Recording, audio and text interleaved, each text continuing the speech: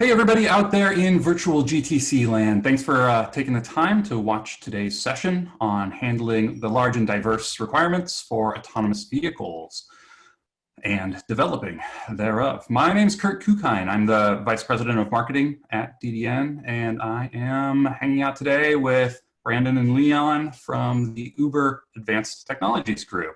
Guys, can you tell us a little bit about yourselves? Sure. Thanks, Kurt, for having us. I know this is a little unique doing it over Zoom, but here we are. I'm hailing from Boulder, Colorado, which definitely puts me squarely in the outdoorsy stereotype. But I've been with Uber for about 3.5 years. Got my start leading an infrastructure team within the mapping org, but that quickly evolved into also helping support Uber AI, machine learning, and now I'm solely focused on trying to bring autonomous cars to the masses into the Uber platform. And Leon. Yeah, hi, my name is Leon Rosenshein. I'm the guy in shorts, a Hawaiian shirt, and a fedora. That's the way you'll find me. Doesn't matter, summer, winter, rain, snow. That's the way I am. I've been with Uber now for about 5.5 years, ever since the Bing Maps acquisition. Been doing infrastructure-y things for the last 7 years. For the 8 or so years before that, I was involved in online mapping, doing pretty much everything from fleet management of cars and airplanes to image processing and 3D modeling, reconstruction and rendering. And basically, I've been all over the mapping space. And just so everybody knows, I'm actually a mechanical and aerospace engineer by training. I don't know anything about computers. Everything I got, I figured out along the way. Oh, really cool backgrounds. And thanks again, guys, for joining us today. I'm going to assume everybody that's joining this session knows what Uber does, and particularly what Uber does today. And perhaps that even, kind of your organization is all about the self-driving vehicles that Uber is attempting to develop. But, to that autonomous driving development piece, what do you and your team specifically do as part of that? Well, before we get quite into the team, I think, taking one step back for ATG, I think, self-driving cars that drive more than themselves. And with safety being at the forefront of every decision that we make, and this goes from infrastructure all the way to the type of sensors that we put on the vehicle. So now this team, our team, is the compute team within the infrastructure org. Our goal is really to enable teams to do what they do best, get out of the infrastructure business and let them do what they are working incredibly hard each and every day to do. But this manifests in a highly evolved compute infrastructure, really focused on batch and machine learning jobs. But in practicality, this comes down to managing the compute clusters, both for on-prem and for on-cloud, and a few key toolings that we'll go to here in a little bit. I like to think of one of our things. We talk about our customers, not our users. They're not using the systems. They're our customers. Our job is to make their lives easier so they can do the things they do to get those self-driving cars that drive more than themselves. All right, so that's certainly an enormous responsibility. And, the technology challenges that come along with that are obviously pretty massive and always changing and emerging. How has your technology stack evolved to handle all of the distinct workloads that your end users encounter during their mission? It goes back all the way back into the stuff we were doing for Big Maps, 10 years ago. It's obviously for Microsoft. It was all built on the Microsoft stack. SQL, we use SQL as the brain of the entire system. Kept track of all the storage. This was just as parallel processing and clusters were just starting to be talked about. So we basically had to roll our own. There were no large-scale storage systems, so we just had about 120,000 disks and kept track of where we put every file, kept multiple copies of them. So that was what we started. When we came to Uber, we switched the stack. Obviously, the Microsoft stack is not something that Uber uses, so we switched to a much more open source stack using Mesos and Aurora for managing compute resources. We switched to HDFS for storage. And because of all the open source tooling we were using, a lot of that uses POSIX as its file access, and HDFS doesn't provide a reliable POSIX interface. So we had a lot of NFS mounted storage as well, so that we could have concurrent access to lots of little files across these parallel processing systems. And then the other thing that we did for Uber was we began to add GPUs for machine learning and AI. That was a really big thing that we're doing, both from image processing and just model building and prediction. Uber needs to be able to make lots of predictions quickly, and a lot of that model training takes place on GPUs. Mm-hmm. Since then, we've moved over, the org is now working with ATG.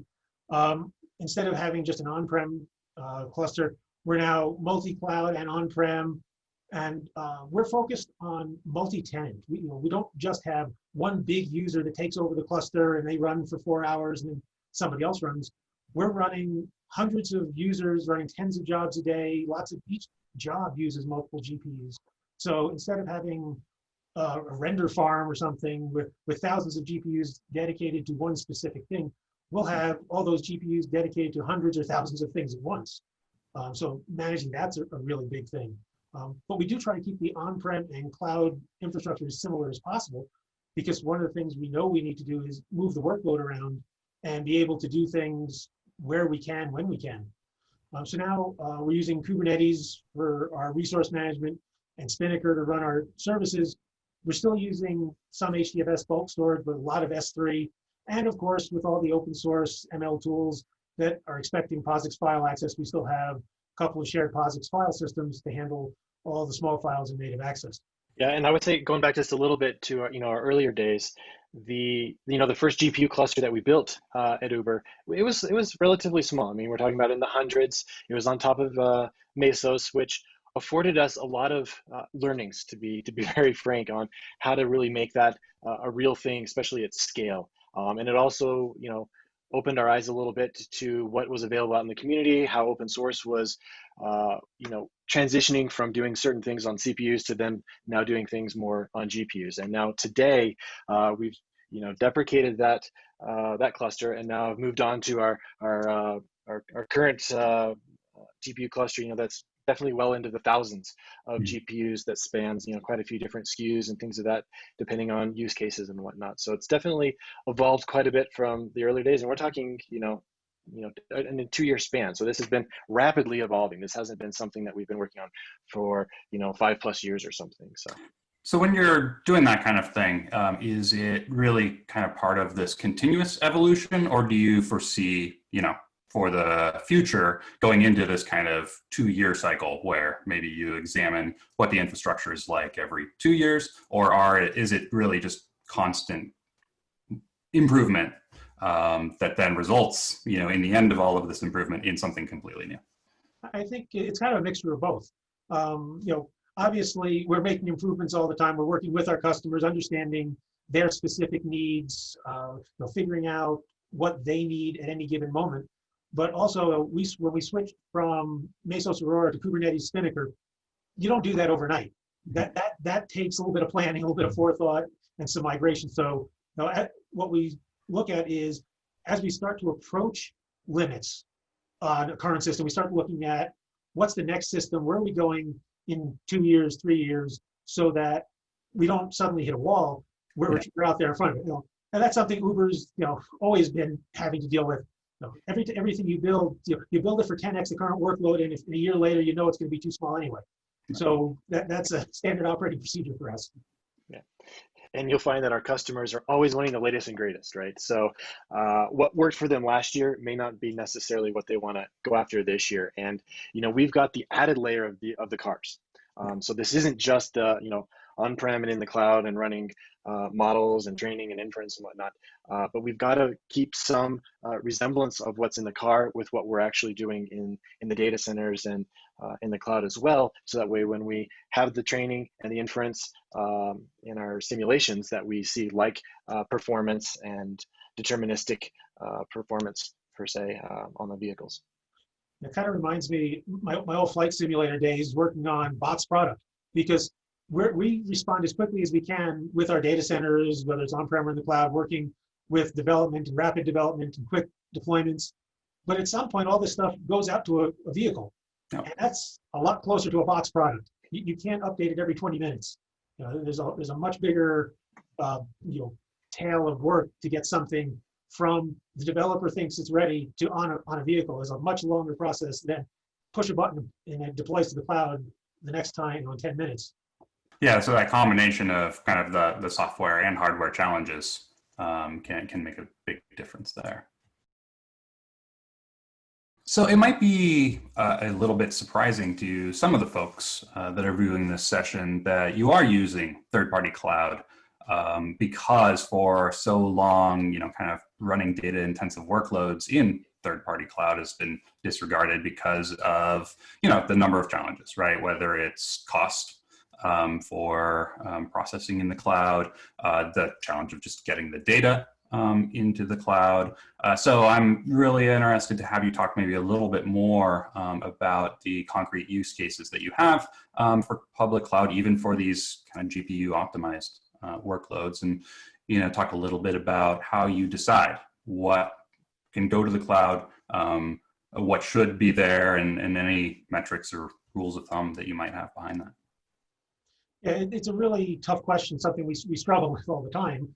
But at its core, like you mentioned, the size of the data sets, we've definitely gotten to the point in things where you can't move the data to the code.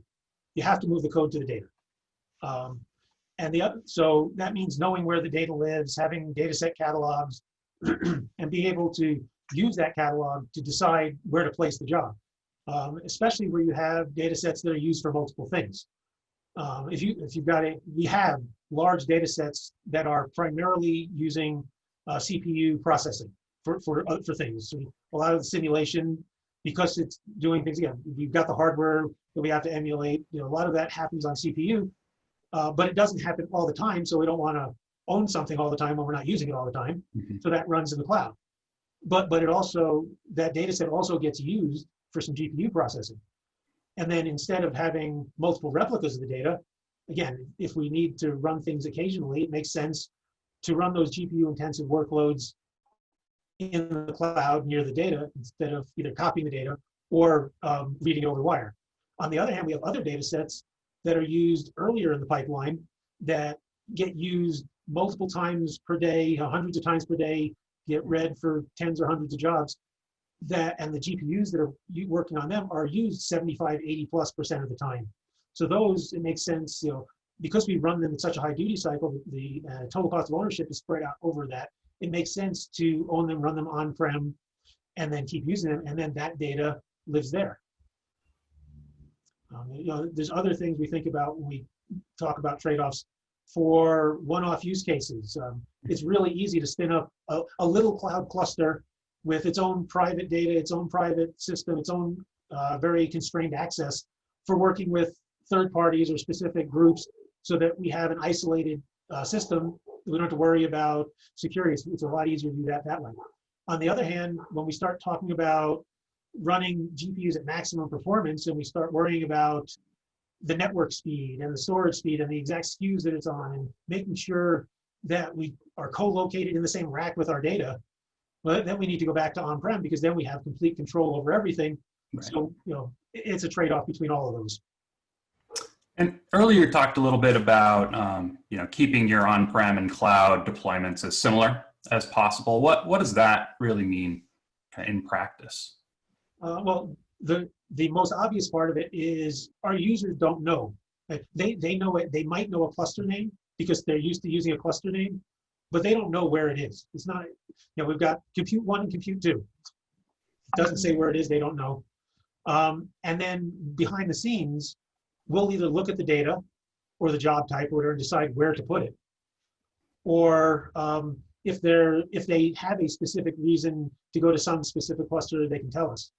But we try to make it so from the user standpoint, the interface is identical, the services offered in both are identical, the identities are identical, so they don't need to worry about, well, where did I start it? What user is it? What service is it? To our customers, it's identical. And is there kind of a process that you're using to really identify specific use cases that fit better for either one compute type? You mentioned simulation, right? Very good fit for CPUs. what are the things that drive the decisions in the selection of a particular processing type or location? Is that a combination of user-driven and your team making that decision, or is it primarily your team figuring out those workflow patterns and then being able to map? Right now, it's mostly heuristics that we run inside our heads. We're working on automating that and gathering the data so that we can go build models using our GPUs to then decide what to do with the jobs. But right now, we have a set of heuristics of how often are you going to run the job, how long are you going to use the GPUs, what data do you need, how long are you going to use it, how many times are you going to have to go back and reread the data, that kind of thing that we use. It's a little bit manual right now, but we're getting better at it. Yeah, and I think for the on-prem, I mean, there's definitely a bent towards heavier GPUs there. That is by and far the most expensive piece of hardware that you can currently run in cloud, right? And especially for having consistency of that hardware and very much deterministic on performance, that's key for us. And so we pull a lot of that into on-prem, and then for the more commodity CPU type workloads, that's going to go out to the cloud a little bit more. But there is, despite for how many GPUs that we have on-prem, there's still times where we need to burst, right? As crazy as that sounds, where we have a cluster where there's actually more GPU machines than our CPU machines. Yeah. We still have to burst a bit into the cloud to offer that continued service to the customers. And going back to the like systems, to many of them, they don't know that this is happening. It's very seamless to them. And that's been a real driving force and a real goal of ours to try and dissolve away the fact that there's this on-prem and cloud experience. And it really opens up a lot of doors for us to do some fun things. Cool. Yeah, and so we've talked about, I think, the infrastructure plenty. How about, the next level of requirements, which is what is requiring these types of infrastructure? It's maybe a little bit different than what your typical IT environment might be looking at as a challenge for their data, right? Most IT environments are set up for providing services to a set of customers that run on a shorter process, and we find a lot of IOP intensive workflows there, and maybe there are some pretty fundamental differences for things like the things you're doing, and that are maybe found in other AI and analytics type runs, whether it be for autonomous vehicle development or in the life sciences or financial services area. I think a lot of these emerging workflows are fundamentally different and are what are driving these infrastructure decisions. So the first thing I'd say is, we care about IOPS too. Sure. We're talking about petabyte data sets, and whether, in our case, it's tens of thousands of huge images or data streams versus, something else that might be hundreds of millions of tiny little data streams. We still need the same amount of, just as much data. So we care about IOPS too. But the thing I think that's a lot different for us between, a more typical cloud data center is we're focused on batch processing, not services. And batch processing is more about overall throughput than the latency of any specific request. We want the job to get done in the next few hours, but if it takes 10 minutes versus 12 minutes, that's not a problem for us. The other things, like, we don't hold back much for surge use cases or failure. It doesn't make sense for us to do that.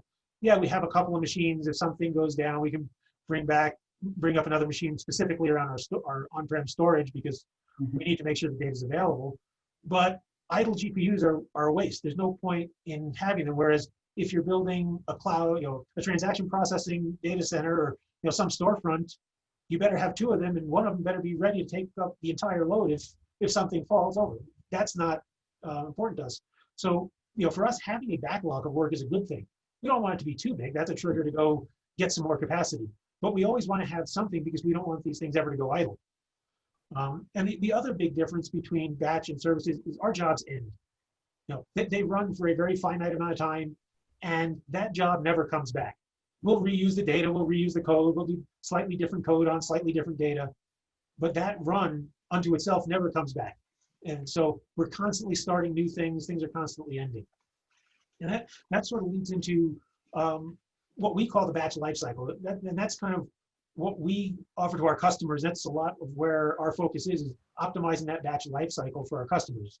And it starts out with a developer defining or updating a pipeline.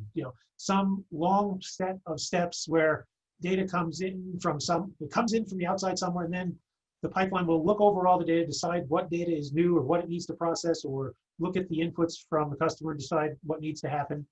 And then it'll figure out what needs to happen with that data. But most often, the developers aren't the ones running the pipelines. The people running the pipelines is somebody else, somebody in a map build production system, or a data scientist doing some kind of prototyping or building a new model. So that person will run the job, start the job, they'll watch it run, they'll look at the results. For a lot of the machine learning cases, they'll tweak parameters along the way. They'll start it on half a dozen different data sets at once.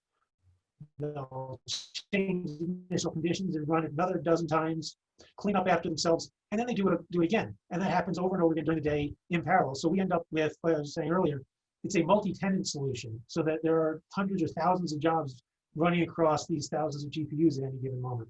Yeah, and we tax the system pretty well too because of this very bursty nature. I mean, if you're just talking about cloud, I mean, you're essentially have a cluster in an idle state, because obviously if you're not using it, you tear it down, and then a data scientist comes in and launches a job with 1 million tasks, and all of a sudden you've got to spin up nodes and as fast as you can, get your daemon sets applied to those nodes, get them ready, primed for them to actually then start running those workloads, and then they go to a conclusion, to an end state, and then you tear down that cluster. And this happens repetitively throughout the day. So it's definitely a lot more unique situation than just keeping the machines up alive and then just steady state, right? So we've got to really work on that front end and tail end constantly for our clusters. So we've talked a bit now about kind of the underlying complexities of both the infrastructure and the data.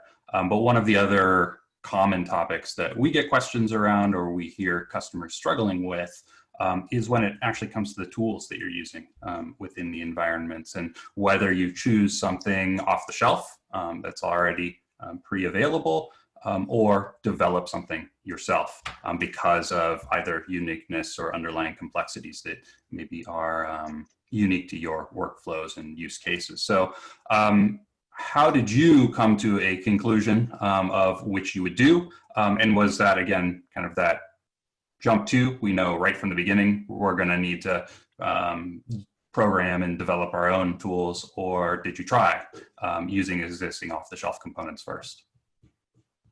Yeah, that's a really interesting question. And that goes back to the journey. So I've been doing this for, the mapping stuff for like 12 years now. And when we started, we had to build everything.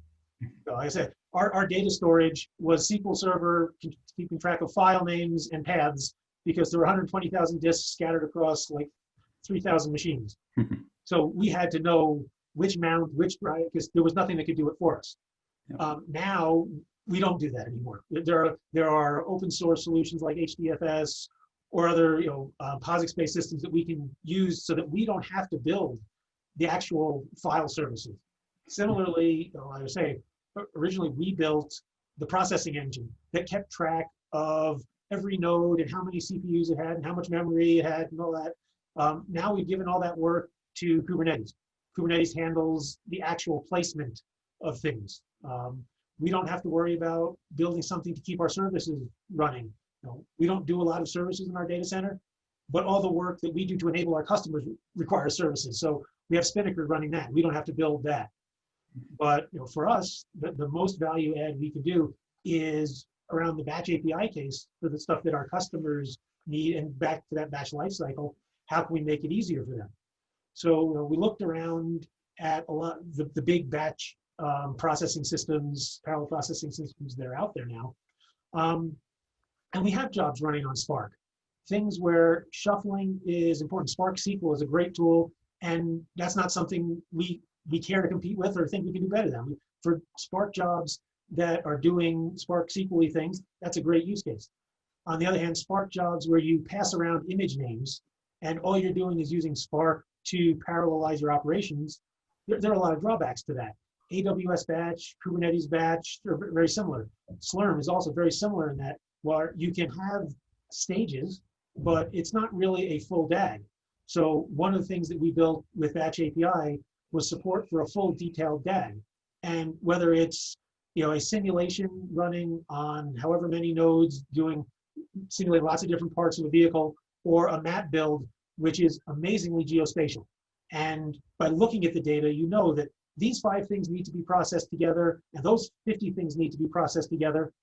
And we can, or our customers can build the DAG of tasks that takes advantage of that and does the grouping. And unlike AWS Batch or Spark or Slurm, which are stage-based in that you can't go on to stage 2 until every task in stage 1 is done, the way Batch API works, if 3 of the tasks in stage 1 are all that are needed for a task in stage 2, that task in stage 2 will run right away. So that you end up, the long pole is the sum of the longest tasks, not the longest task at every stage, regardless of when it ran. So we get better throughput and better wall time execution on that. Another thing we've done, we saw this a lot when people were using Spark for parallelization. There aren't enough knobs to turn. Yes, you can say that your executor needs this much memory. But if one executor needs more, well, you roll that job all the way back to the beginning, turn up the memory, take up that many more resources, start from scratch and hope you got it high enough. Because if you didn't get high enough, you're going to do it again. Oh, and by the way, nobody's ever going to set it lower again. So for every job in the future, you're going to waste that many resources. So one of the things that we added to Batch API was the ability to, if the system detects that your job failed for out of memory, which we can do, it will automatically try that particular task with more resources. Not the whole job, not the whole stage, just that one task. So, and the customers can define how big they want to step up so that they get the resources they need, but not more. Another thing we find, again, with staged processing, is that if there's an error because it's data surprise, you're doing a simulation using real world data, or you're doing map build with real world data, and you find out that, well, this all worked great in the first 72 cities, but when you get to the 73rd city, well, they have a lot of red roofs in this city, and that just doesn't work with this software. So instead of having to go and restart everything, if you've got a task that failed for whatever reason, you can tell that task to run with a slightly different image, with a slightly different executable. And then, if your job allows it, you can pick up from there and continue on without having to go back all the way to the beginning or to your last checkpoint or anything else. So we save a lot of processing time on that. Another thing we do is worker reuse. So, things that you can do with Spark, but we've built it into the system so that if you have a preload step where you want to warm up a cache, we'll do that once and then reuse that worker hundreds of times so that you get to amortize all that initialization over hundreds of tasks instead of paying it every time. Then once you're all done, we've got some tracking and visualization that lets you know where you are, which tasks have succeeded, which tasks are waiting, access to the logs, which ones have been retried with more memory or more disk space or whatever they needed, so that our users can then go in and introspect what's going on and learn what they need to do next time. Yep, and then it's vendor lock-in is real, and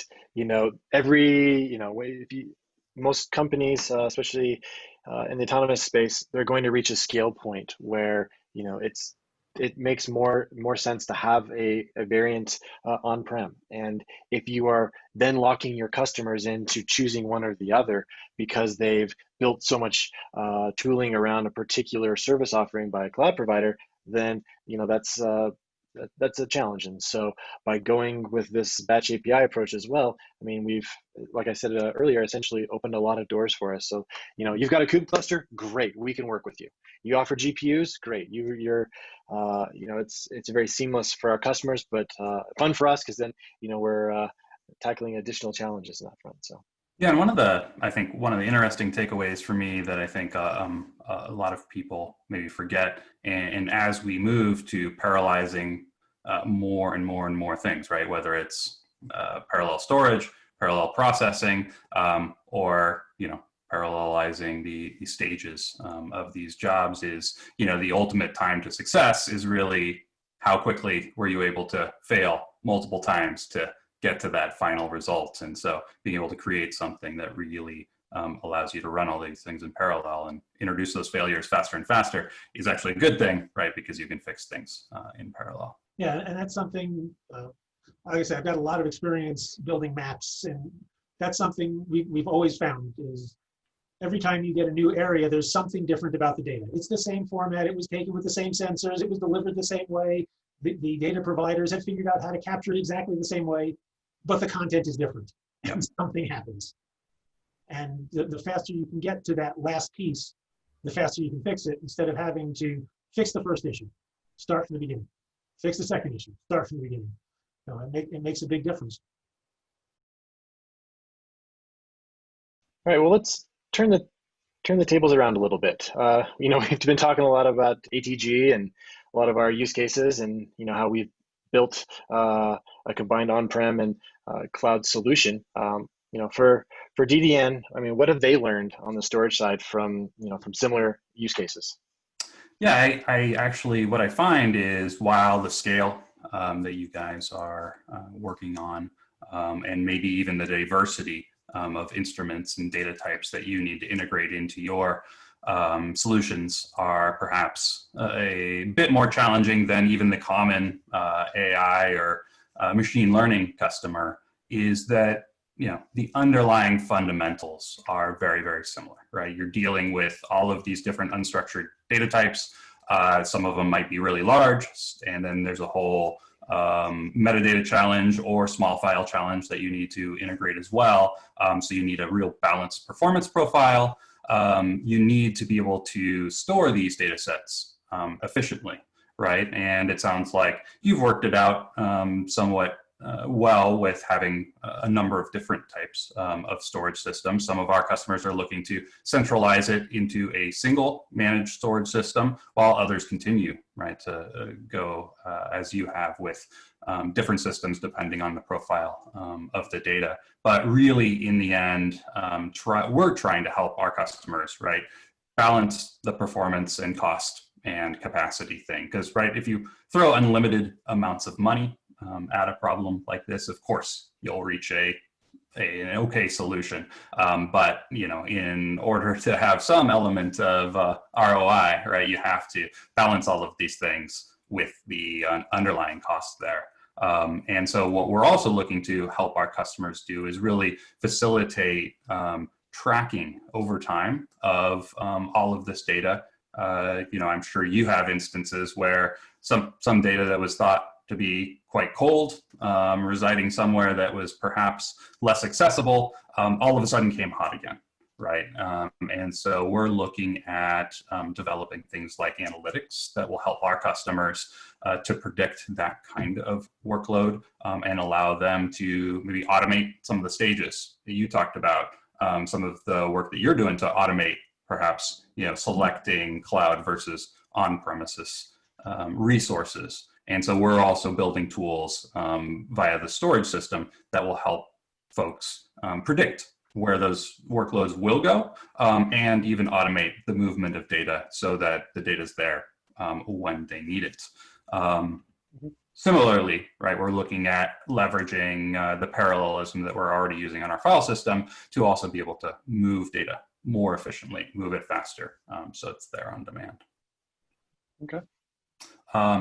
And then the other thing that you've talked about a bit, and the request that we're seeing emerge more and more, is that balance between an on-premises deployment and the need to be able to run workloads in either a hybrid type environment or in the cloud. And so we've really tried to take our Exascaler product and deliver it as a flexible platform. So you've talked about the need for POSIX, standard file access, object access into the storage, HDFS as well, are all things that we're working on layering on top of the file system. And then also working in that data management piece that will further make it more efficient to store the data, right? So that's not just all flash, but also integrates spinning media and cloud to be able to optimize those pieces. And then finally, we've developed the cloud native deployment for Exascaler so that our customers can really operate within a common environment between on-premises and in the cloud. And we're rolling out over the next few months and years further ways that will optimize and integrate the orchestration and automation of the data movement between cloud and on-premises. Mm-hmm. Yeah, well, I really like that, the movement between the two. I mean, that would really, help enable a lot of the burstability, where you're predominantly in on-prem and then you want to go to the cloud to maybe do some prototyping or something of that nature. And, at the end of the day, you always want to keep the two paired together with your data, with your compute. So yeah, and that's where we're seeing probably the most traction today. Is it's actually a bit in reverse in that either we see customers who want to run the entire workload in the cloud. So things like SaaS, we have deployed for a number of use cases, manufacturing, financial services, healthcare, all doing kind of risk analysis type things with SaaS exclusively in the cloud. The other thing that we're seeing more commonly today is POC of an idea in the cloud and then wanting to bring it back on premises when it scales. But I think, as you pointed out, that kind of optimal place to reside will be where it's basically transparent to the users, right? So that that's all facilitated and orchestrated automatically, and it doesn't matter which direction that data is going.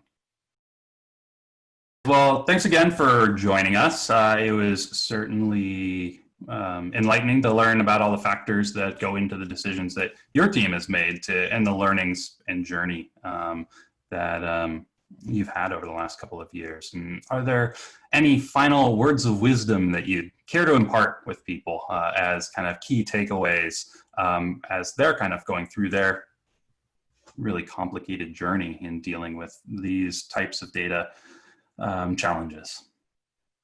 Well, it's a standard architect answer when somebody says, "How should I build my cluster?" Well, it depends. You need to understand your needs, your customer specific needs, and be thoughtful about it. For us, that turned out to be the batch API, batch lifecycle, and putting as much of getting open source or other existing technologies to do as much of the underlying stuff as possible so we could focus on our value add. The other thing is being flexible as workloads change. And this is not just the change from predominantly CPU to GPU or going from some big ball of mud monolith to microservices or architectural changes, but as you were saying earlier, as the workload changes, it starts out, it might make sense to give a handful of data scientists a GPU, have it put it under their desk and do some work. But at some point, they're going to want to scale up a little bit, and you might want to send that to the cloud because for a few hours a day, they need a dozen GPUs, and that they need that level of scale occasionally. So you want to make that work for them. But then when you're ready and you need to run it on your petabytes of data, then you go to production. That might be another environment, and the more you can make those environments similar, so that for that data scientist, for that developer, they don't need to learn 3 different systems. They just need to focus on the work they're doing, taking the customer point of view and making sure that you're solving their problems, not just a technical solution to a hardware problem. Yeah, and do you usually find that the steps that you take to make your own jobs easier also make it easier for the end users, or is there sometimes, are those things sometimes at odds? I think the process is very similar. I can't recall a case where it was at odds, where we did something to make our lives easier, that made their lives harder, with the possible exception of saying, no, you're going to use our API. That's a change. Anytime there's a change, it's harder. But once they made the change, they found things were easier. And that's, we don't make those systems to make our lives easier. We're making them to make our customers' lives easier. And if it doesn't, we don't do it. Yeah, because I mean, if we're not improving efficiency for the hundreds and thousands of engineers, we're failing, to be very frank. I mean, it doesn't matter if our clusters have so many nines and all that. I mean, if we are not optimizing for their use cases, understanding what they are needing from us, and what we can build for them, and really improving their utilization and their efficiency, then we're not doing good. And I think you talked about way back at the beginning the the kind of dual incremental improvement before you make some kind of grand architectural change, and that probably helps facilitate any change that they're going to need to make. Right? It doesn't require them to completely re-architect all of the designs that they've made on their end. It makes it more of an incremental process. Yeah. It lets us not have to worry about, or lets our customers not have to worry about least common denominator. When we do all the hard work so that they just see a batch API job, whether it's running on-prem in vendor A's cloud, vendor B's cloud, different API. That's our problem. They don't have to worry about it. And where there's a feature that we need to offer that doesn't exist in some other vendor's cloud, we figure out a way to emulate it, so to the customer it's the same, and that's that's the advantage to the customer. Yeah, and we definitely don't shy away from reaching across the aisle and helping them migrate. I mean, it's not that we just built this thing. We've got to get them to the new thing as quickly as possible as well. If that means getting into their code as well and helping tweak a few things, we'll do it. We're happy to do whatever we need to accelerate and improve efficiency across the board. And I think that might also help, serve as an advocate for the centralization of these kinds of workloads, right? What we see today, and is very common with a lot of our customers, is actually this kind of shadow AI idea, in that each business unit is kind of developing their own AI process, and there's potential risks with that, right? Not just the risks of spiraling costs and things like that, but maybe also missed opportunities, right? If that data was somehow centralized, and also just the enormous additional probably workload on data scientists who are also now maintaining infrastructure as part of their night job, right? So having this kind of centralized center of excellence that deals with the infrastructure and tools that you're using to be able to manage all of this definitely serves as a really good example of why you would want to centralize these resources in that kind of center of excellence. Yeah, we try to be a force multiplier. We understand the tools themselves better than most of our customers. We don't understand their use cases nearly as well. We're not machine learning engineers. We're not AI engineers. We're not, simulation specialists. But we understand how to use the tools, and we work really closely with our customers so that they can take the best advantage of the tools at their disposal. Awesome. Well, hey, thanks again, guys, for taking the time today to have this conversation. And thanks to everybody out there who was listening along. If you have an opportunity, please do go visit the DDN virtual booth, which you'll find basically on a landing page somewhere in this enormous GTC virtual event. So please go seek us out, and we look forward to talking to everybody and seeing everybody in person very soon. Thanks, Brandon and Leon. Appreciated the time and conversation. Thanks, Kurt. Really enjoyed it. Yeah, it's been fun. I can't wait to meet you in person on the other side and do it again.